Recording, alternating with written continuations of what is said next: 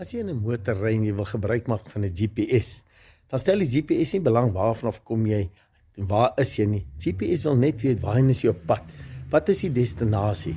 En dan kan die GPS, wanneer jy beweeg, vir jou aanduiding gee om die roete wat jy by daai spesifieke destinasie gaan uitkry.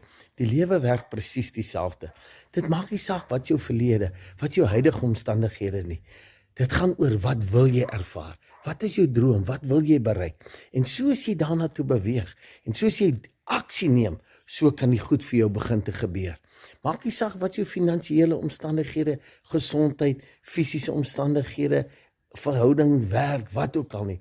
As jy lewe wil verander, moet jy in aksie kom, jy moet die regte tools hê. Ek gaan die 27ste Oktober, die Sondag, gaan ek 'n werkswinkel in Stellenbosch hou, gaan vir julle meer inligting stuur, waar jy die regte tools